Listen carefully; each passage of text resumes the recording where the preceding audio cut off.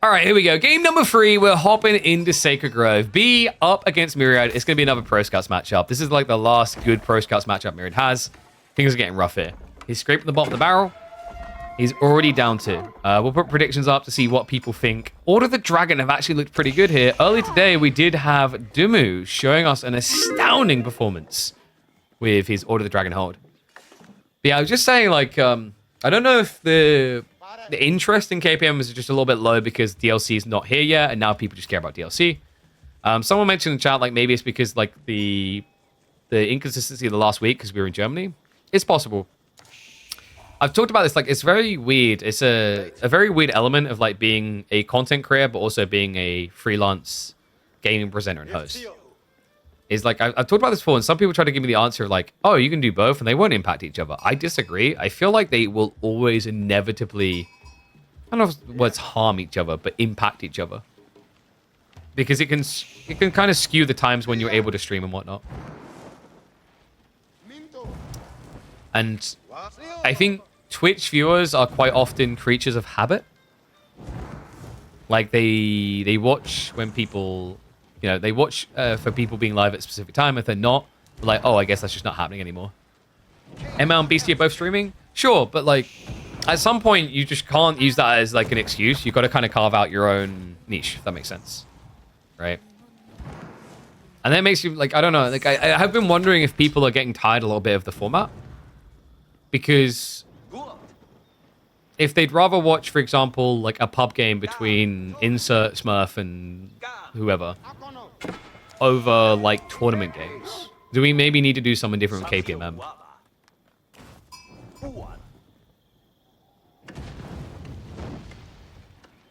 So this is something different. We have a Dark Age Spearman Rush with an Outpost follow-up for OOTD. And look at the gold. This is sick. I actually think, like, this is the best looking game where it's had so far. This is the jackpot, man. Like, there's only one gold on the east side and it's a mile away.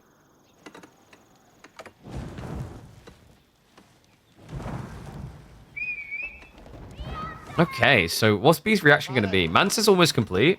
He will have gold trickle to get into a ram to deal with this. So we'll be seeing an archer opening, guaranteed. But that's good for Myriad, right? Because that means he can play into stables. For A, Pro Scouts, but B, to also block Archer Javelin.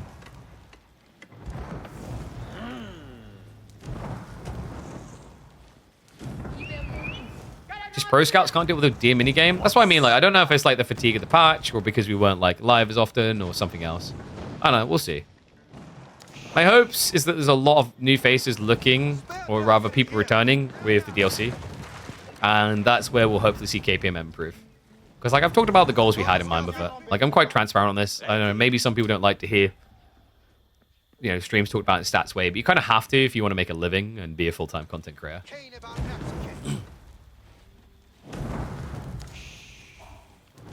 So Pitmine should be taken out. I don't think B can contest that at all. Is he just going to rush Pro Scouts? It kind of feels like he's rushing Pro Scouts, doesn't it? The gold gen just inherently happens like this with Mansa plus the Pitmine. But I guess you could kind of just ignore what your opponent has done to your gold for now and just play for the scouts. And then when you have enough scouts, you can take out the outpost. Now, it does have a risk because that means that if Myriad walks over the stone, he can reinforce this and make it impossible. But look at the gold. Yeah, there we go. B just says, screw it. Who cares about gold and actively touching it? The deer are more important. Pro Scout's on the way. In the meantime, he has snuck up. No. Oh, no. That is brutal. He gets scouted out, building the additional mine. Now, upside at least is Myriad's unlikely to pull anything to deal with this. Okay, that is brazen, by the way. Get out of here. B's just trying to keep him on his toes. This is so annoying. If he goes spear left, spear right, he should be able to catch him. It's a little bit more micro-intensive. If you actually get them positioned like this, you can click here and they'll run the separate ways. But Myriad doesn't realize. No, he's distracted. Scout is also at risk of going down. He's got to walk away. Oh my God. There's no way B just gets out of this. He hasn't lost the pit mine. This is pretty ludicrous. I can't believe this. So this is just getting worse and worse for Myriad. Like, yeah, he's kind of crippled B a little bit, but ultimately B has just kind of ignored the problem. and here's the thing. You think this is bad because you're using a villager, you're idling. But a villager's worth about 40 resources gathering is getting 54 gold for the pit mine. However, B may have got too complacent there. Myriad, it's one of those tricky things. You could argue that Myriad let that go on for way too long, but at the same time, it reached a point where B just wasn't paying attention. So, first blood drawn, villager does go down. It means that the pit mine is going to be denied finally. B has got javelins coming, but javs don't kill gilded spearmen fast. It takes a lot of effort. You're going to have to pull another villager.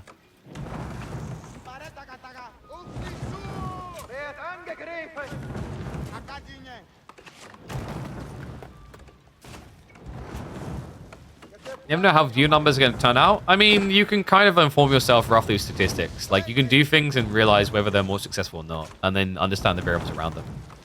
Like, for Grobby, it's pretty obvious, like, why the growth came. He lily-padded from game to game in a very efficient way, finding games that he liked that would increase his base. Warcraft 3 was a good base for him. He explored AoE 4 when it came out. He went across to Dota. Dota was a big inflation point. World of Warcraft was the simultaneous inflation point afterwards, like a huge one for them. And at that point, because the World of Warcraft community understand Warcraft, you can then return to Warcraft 3. It's all about organic, fluid motions as a streamer, if you want to grow. Find your niches and, like, try to expand them. That's why I've talked about, like, the idea of reviewing new RTSs and other things when they come out. Why Javs? I think he was expecting the next step. But, like, why he would think the next step was going to be Gilded Archers instead of Horsemen, I'm not sure. It just feels a little bit weird. The bigger, more likely outcome is he just had too much gold and he wanted to spend it. Because his Mansa plus the Pit Mine is just a lot of passive gold gen.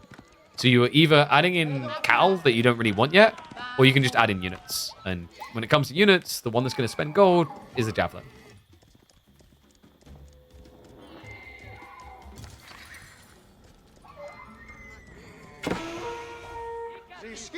Spinning at it again.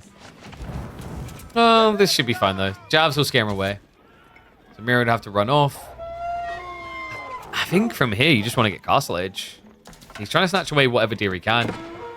He could turn it into like 2.5 deer stacks, but B is going to be a really frustrating nuisance here with the Warrior Scouts.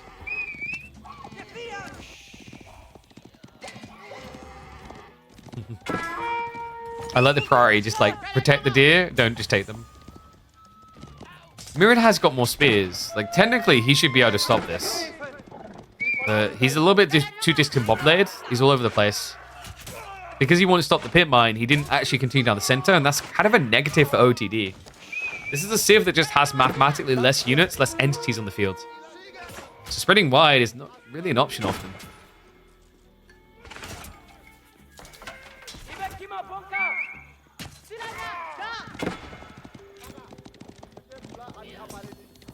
Maybe he's not going Farimba? I don't think you need Farimba here. If your opponent was playing Gilded Archers, Farimba would be kind of crazy for Javelineers, but without it, it's a little bit weirder.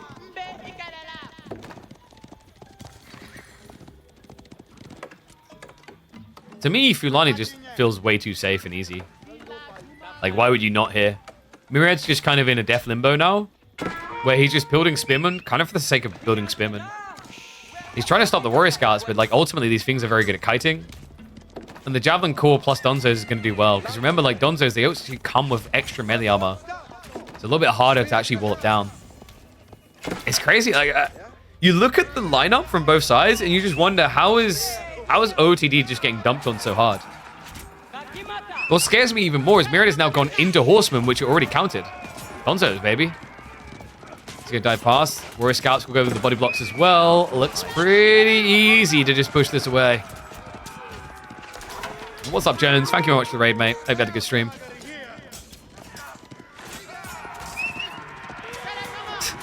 Like, it's bordering on BM, the fact he's just losing to Javelins, and there's no reason for his opponent to have built Javelins. Am I the only one feeling like that right now? I mean, it's not what B's doing this for to be rude or anything. It's just, from a using your gold POV, it made sense. But it is ludicrous just how effective it's proving.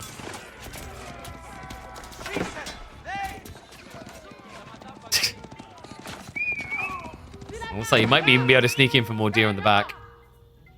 Yeah, he's already rotating around. And Miriad's in kind of a death trickle. He's trying to find Castle Age, but at the same time, he's throwing away way too many units here. This actually might open the door for Farimba. Javelineer count is looking pretty healthy. I said the Javelineers usually makes more sense when your opponent has Gilded Archers, but think about this, guys. Javelineer is going to be very good against Gilded Crossbowmen. And also even just a trickle of heavily armored infantry with the poison damage in mind. It's not like this is HRE. You don't have the better movement speed as Order of the Dragon. So you can easily get kited.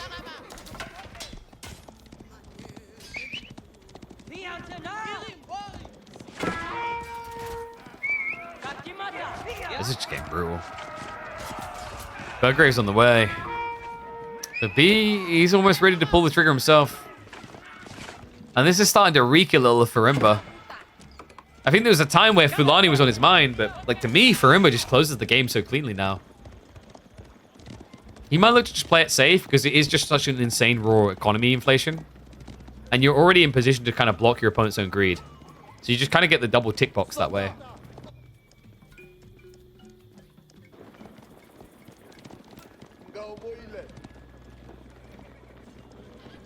B's been playing a little bit of Javelineer, right? I think most players have started to lean more and more towards it. Dumu's been the most avid believer in it, for sure.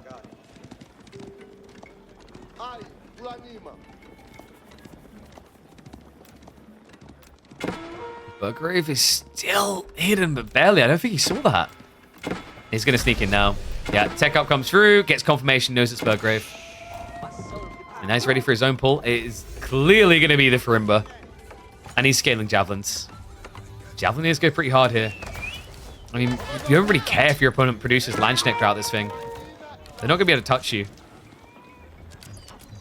I mean, they shouldn't be anyway. Like, actually, like, Javelineer feels even better against Landsknecht than the alternatives because you just don't want to be anywhere in melee against these heavy DPS units. Javelineers was already looking very encouraged.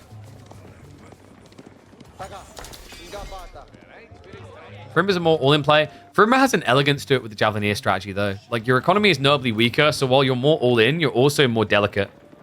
Compared to Fulani, where Fulani's like, I can throw away 30 units. Oh no, I lost them. It'd be a shame if I have 40 more units. With Farimba, it's kind of the opposite. Like, I threw away 20 units. Why did I do that? How do I win this now? Right, it's a very, very different dynamic.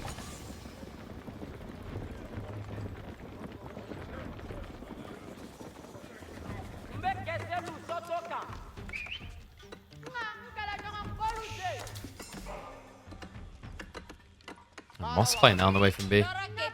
Doesn't skip a trick. Javelineer locked in. Veterancy on the way. Myriad. Honestly, sneak a Landsknecht into the enemy economy. I think you have to take some risks here.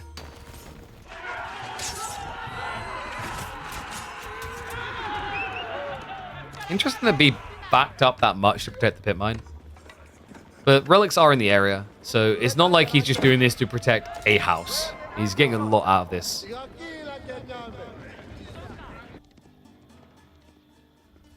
Myriad might be dead. Might is like an understatement.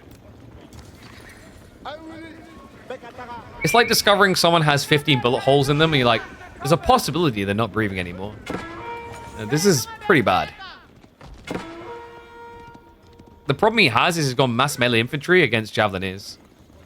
Which sounds like, okay, KP, what's the problem? Like, Javelineers counter range units. Yeah, but when you can't reach your opponent, you also feel that you're kind of countered. And Javelineers can't be reached. Speaking of which, oh look, units to snipe. He's not even backing away. Like, are you kidding me? He's just A-clicking him out of the game! I mean, that was like the best fight Mira could have hoped for his Landsknecht, and it still didn't matter. This game just felt like pure BM.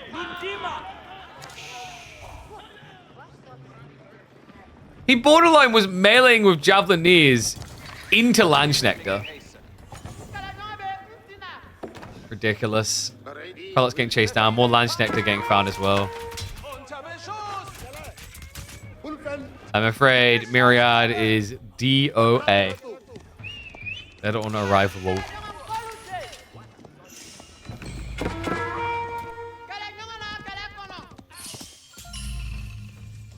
At this point, Myriad is just flailing, looking for something. He has at least got a relic home. Won't be a second, though. I mean, this is looking like a 4-relic game. Behind it, we've got more ranches getting added in. For Myriad, he has at least added in some farms, but the road to recovery is very long and full of many bees that will have you screaming like Nicolas Cage.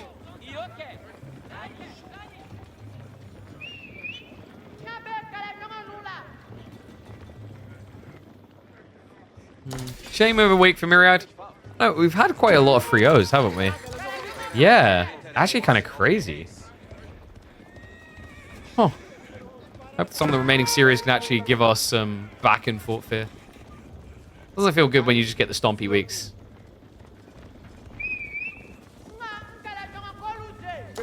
National Treasure or Ghost Right? No, the movie where he's like, the bees! I forget what it's called. I've never watched the movie, I've just seen the clips. There's like bad acting, and then there's something else, man. There's like gonna be a burn in here. Villagers also found the flanks. Mira's not even reacting to this stuff anymore. He's pulling the army, but it means he's undefended at home. So, like, if Mira wanted to get back into this, you need to address the javelins. Like, and this is my concern. What he's doing does not address javelins whatsoever. He's going Zornhau into Mass Landsknechte. He'll be lucky if he touches them. I guess Mangoes just doesn't feel playable here either. Okay, I'm going to say something crazy, and don't report me. I think you just play Springles. Springles is probably, like, the one way you can maybe deal with this. And it makes sense. You've got, like, these big sword guys, and now you get the big crossbow guys. That's what a Springwood is. Like, there's no other option, really. Men-at-Arms will get kited in kills. Knights, anything cavalry-based against Donzos is dead. And you might think, oh, yeah, but Landsknechte can clear the Donzos. The problem is you just don't have the capacity to reach. Look at this. He gives him one Donzo, like a charitable donation. Lance just trying to get a single cleave out. It just doesn't matter. He's going to be dead here. Villagers just die afterwards. We do have a little bit of a dive on the tree line. Nothing too substantial, but this is the death sentence. Myriad, that is the most painful seat shelter I've seen in a long time. Even when he feels like he's BMing, he's just doing it because it's clean and efficient.